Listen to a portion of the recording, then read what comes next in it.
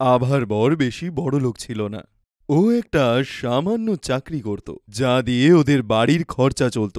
আর ঠিক তার উল্টো দিকে আভার দুই বড়লোক বৌদি ছিল, যারা আভাকে একদম পছন্দ করত না। পায়েল মা, আমার জন্য এক গ্লাস জল নিয়ে আয়। তখন পায়েল কিচেন থেকে কমলার জন্য জল নিয়ে আসে।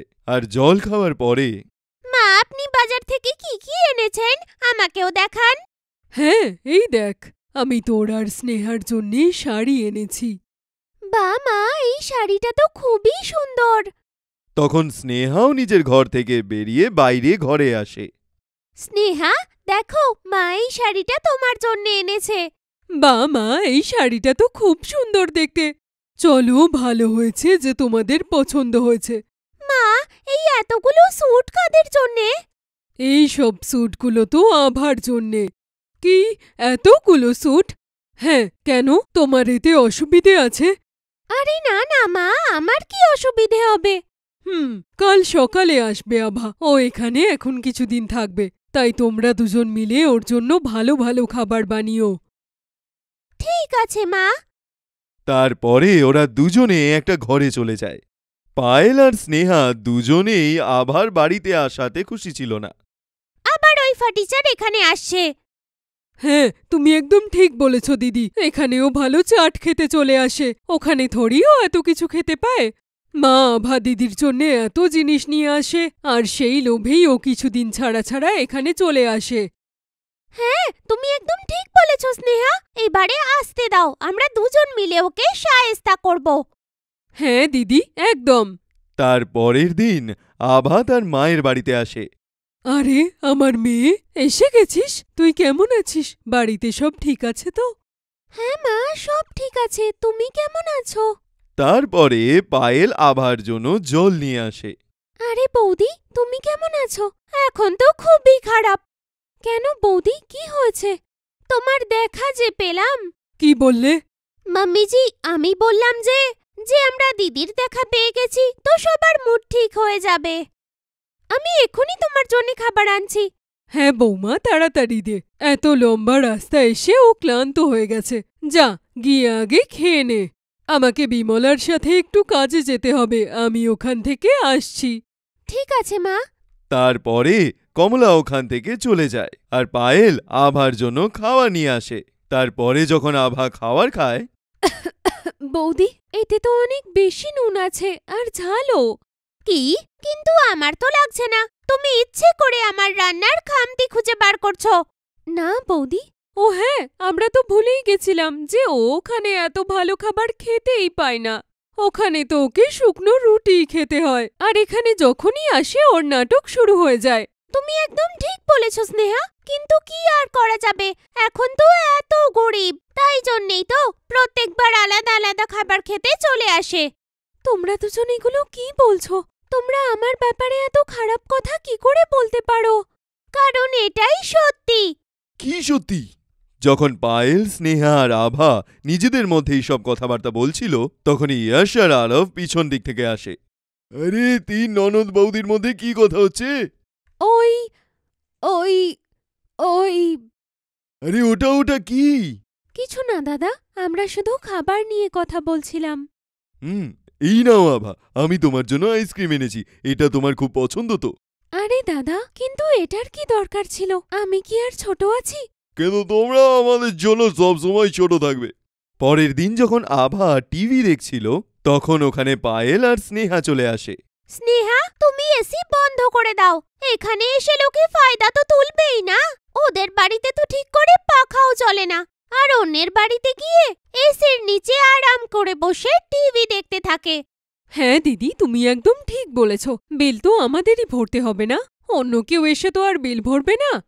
বৌদি, তোমাদের যদি আমায় নিয়ে কোনো সমস্যা থাকে তাহলে সোজা সোজা বলে দাও না। কাল থেকে তোমরা দুজন আমায় কথাই শুনিয়ে যাচ্ছ। আমি তোমাদের কি ক্ষতি করেছি বলো? আমরা ভালো করেই জানি তুমি এখানে কেন আসো। মানে এটাই যে তুমি এখানে লোভের বশে আসো, যাতে তুমি এখান থেকে জিনিস নিয়ে যেতে পারো। তুমি তো এমনিতেও এত গরিব। আমি ভেবেছিলাম যে তোমরা শুধরে গেছো। আমি ভুল ছিলাম, কারণ কুকুরের লেজ কোনোদিন সোজা হয় না। কি বললে? তুমি আমাদের কুকুর বললে? তুমি চুপ করো স্নেহা। কিন্তু দিদি, আমি আগেও তোমাদের কাজকর্ম দেখে বুঝতে পারতাম যে আমায় তোমাদের একদম পছন্দ না, কিন্তু এখন তো তোমরা মুখের উপর বলছো। কারণ তুমি খুবই গরিব, তোমার আর আমাদের স্ট্যান্ডার্ড কখনো এক হবে না। গরিবরা কি মানুষ হয় না? গরিব আর বড়লোকের কি পার্থক্য? আসলে তো সবাই মানুষ না? তখনই ওখানে কমলা চলে আসে। দেখো মা, আমি তোমার জন্যে এই এতগুলো স্যুট এনেছি, বলো তো কেমন হয়েছে? মা, সবগুলো স্যুট খুব ভালো, কিন্তু আমি এগুলো সাথে নিয়ে যাব না। কেন মা, কি হয়েছে? তুই এভাবে কেন বলছিস? কিছু কি হয়েছে? না মা, কিচ্ছু হয়নি, তুমি বেশি চিন্তা করো না। কিন্তু আমি তো এখানে তোমাদের সাথে দেখা করতে আসি, এখান থেকে কিছু নিতে আসি না। কিন্তু মা, আচ্ছা মা, আমাকে সন্ধেবেলায় বাড়ি যেতে হবে। কিন্তু মা, তুই তো এখানে কিছুদিন থাকতে এসেছিলি, তাহলে এত তাড়াতাড়ি কেন যাচ্ছিস? না মা, কামালজি আজকে ফোন করেছিল, ওকে কাল জরুরি কাজে বাইরে যেতে হবে, তাই আজ আমায় যেতে হবে। তারপর আভা পরের দিনই নিজের শ্বশুরবাড়িতে ফিরে যায়। তারপরে অনেক মাস কেটে যায়। কমলা অনেকবার আভাকে নিজের কাছে ডেকে পাঠায়, কিন্তু আভা বলে দেয় যে সে যাবে না। আভা জানত যে তার দুই বৌদি তাকে একদম পছন্দ করে না, তাই জন্য সে ওখানটায় যেতেই চায় না। তারপর আভার বরের শরীরটা প্রচণ্ড খারাপ হয়ে যায়। ওর বরের চিকিৎসার জন্য ওর অনেক টাকার দরকার হয়, কিন্তু ওর কাছে তার চিকিৎসা করানোর মতো টাকা ছিল না। তাই জন্য আভা তার বাবার বাড়ি ফিরে যায়। আরে আভা মা, আয়। তারপরে আভা কাঁদতে থাকে। কি হয়েছে মা, তুই কাঁদছিস কেন? মা, কমলের শরীর খুব খারাপ করেছে, আর ওর চিকিৎসার জন্যে অনেক টাকার দরকার, কিন্তু আমাদের কাছে একটা টাকাও নেই। এখন আমি কি করব মা? তুমি আমায় কিছু টাকা দাও, আমি তোমায় তাড়াতাড়ি ফিরিয়ে দেব। আরে কোনো ব্যাপার না মা, তুই চিন্তা কেন করছিস? আমরা আছি তোর সাথে। না, আমাদের কাছে তোমাকে দেওয়ার জন্য কোনো টাকা নেই। হ্যাঁ, আমাদের স্বামী এত কষ্ট করে টাকা রোজগার করে, আর তুমি এখানে সেটা লুটতে আসো। আমি সব ভালো করেই জানি, এই সব গরিব লোকেদের টাকা লোটার ধান্দা হয় মা। আমরা একটা টাকাও দেব না ওকে। পায়েল, স্নেহা, তোমরা দুজন এসব কি বলছো? হ্যাঁ মা, আমরা একদম ঠিকই বলছি, ও আমাদের মিথ্যে বলে আমাদের টাকা লুটতে চায়। না বৌদি, এরকম না। আমরা সবাই ভালো করেই জানি, তাই তোমার এই নাটক তুমি অন্য জায়গায় গিয়ে করো। এই সব কথা শুনে আভা আরও কাঁদতে থাকে আর ওখান থেকে চলে যায়। আভা মা, দাঁড়াও, এটা তোমরা দুজন আভার সাথে একদম ভালো করলে না। তারপরে কমলা নিজের দুই ছেলেকে ফোন করে বাড়িতে ডেকে পাঠায় আর তাদের সব কথা খুলে বলে। তোমাদের এত বড় সাহস যে তোমরা আমাদের বোনের সাথে এরম ব্যবহার করেছো? আজ থেকে তোমরা এই বাড়িতে থাকবে না, তোমরা এ বাড়ি থেকে এক্ষুনি বেরিয়ে যাও। হ্যাঁ গো, তুমি এটা কি বলছো? আমরা একদম ঠিক বলছি বৌদি। এইভাবে যা টাকা আমরা ইনকাম করি তাতে তার উপর শুধু আমাদের অধিকার থাকা দরকার। পায়েল, তোমার বাড়ি এতটাও বড় লোক নয় যতটা আমরা। আর স্নেহা, তোমার বাড়ির লোকই খুব বড় লোক। যখন আগেরবার তোমার বাবার শরীর খারাপ হলো, হ্যাঁ, তখন তোমাকে টাকা কেন দেওয়া হয়েছিল? হ্যাঁ, সেই টাকাগুলো কি তোমরা ইনকাম করেছিলে নাকি? হ্যাঁ, হ্যাঁ, কিন্তু আমরা তোমাদের বউ হই। তোমরা আমাদের বউ, কিন্তু সে আমাদের বোন। এই ঘরে তোমাদের থেকে বেশি অধিকার আছে। যখন তোমরা দুজনে বাড়ি যাও তখন কি তোমাদের বৌদিরাও তোমাদের সঙ্গে এরকম ব্যবহার করে থাকে? তোমাদের লজ্জা হওয়া উচিত। নিজেরা তো বিনা কারণে বরের টাকা বাপের বাড়িতে পাঠাও, আর অন্যের ঘাড়ে দোষ চাপাতে তোমাদের লজ্জা করে না? তোমরা দুজন এক্ষুনি বাড়ি থেকে বেরিয়ে যাও। মাম্মিজি, প্লিজ এরকম করবেন না, আমাদের বাড়ি থেকে বার করবেন না। হ্যাঁ মা, আমাদের ক্ষমা করে দিন, আমাদের অনেক বড় ভুল হয়েছে। না, আভাকে তোমরা দুজন অনেক বিরক্ত করেছ, আমি তোমাদের ক্ষমা করব না। তারপরে ইয়াশ আর আরব দুজনেই তাদের বউদেরকে ঘর থেকে বাইরে বের করে দেয়। তারপরে ইয়াশ আর আরব দুজনে মিলে আভার সঙ্গে দেখা করতে যায় আর তার বরের চিকিৎসা করায়।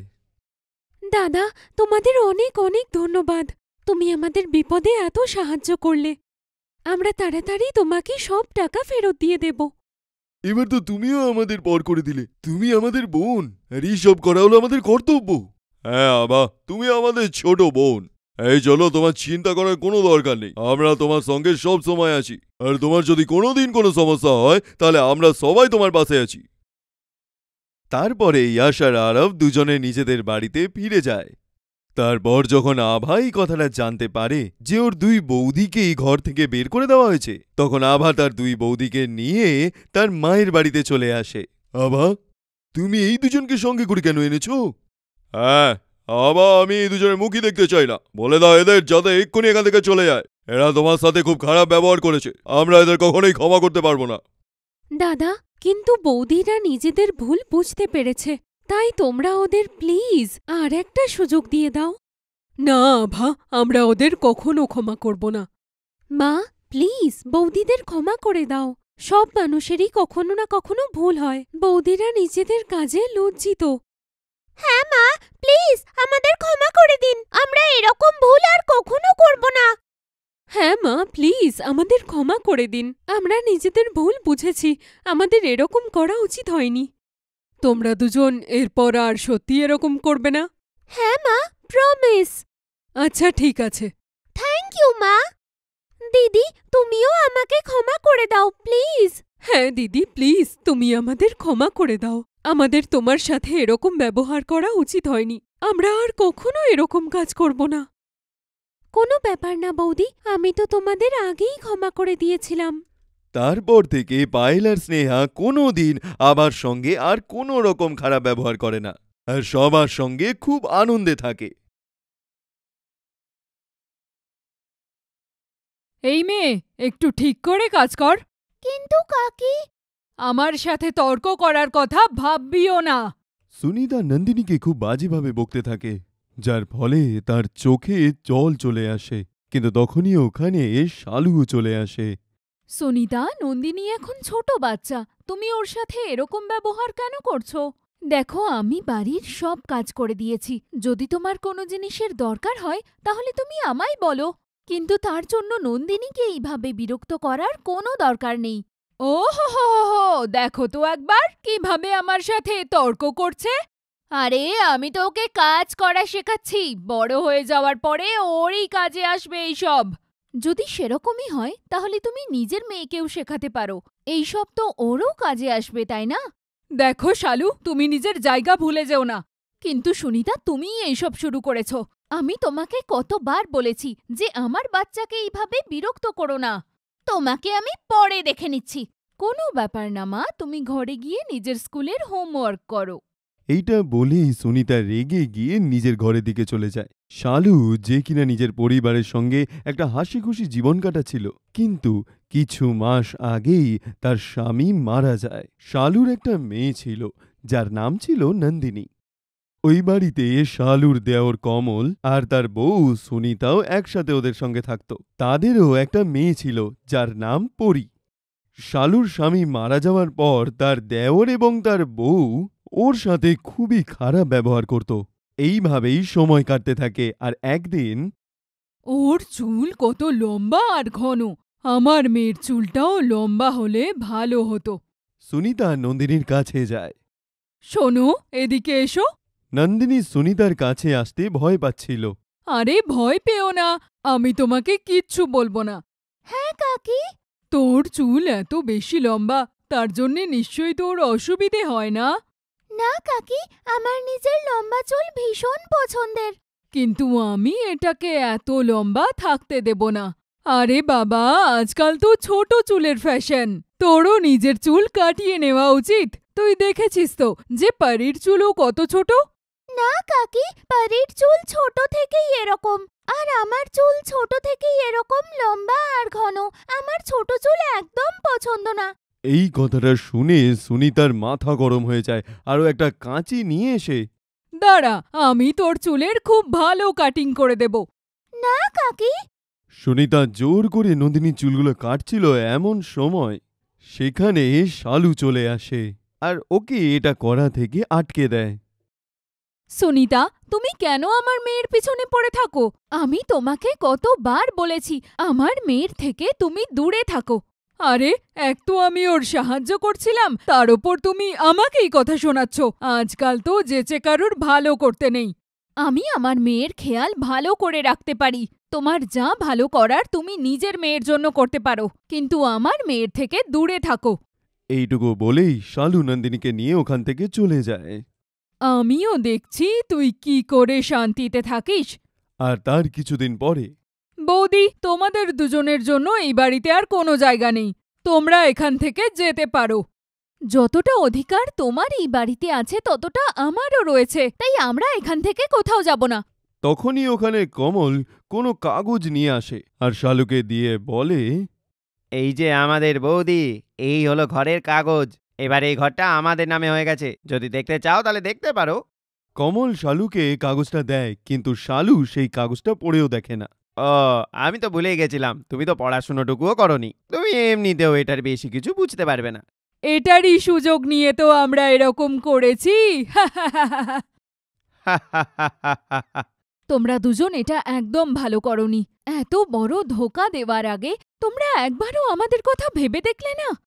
বৌদি, আমাদের কাছে এত কথা শোনার মতো সময় নেই। তুমি তাড়াতাড়ি নিজের ব্যাগগুলো গোছাও আর এখান থেকে বেরিয়ে যাও।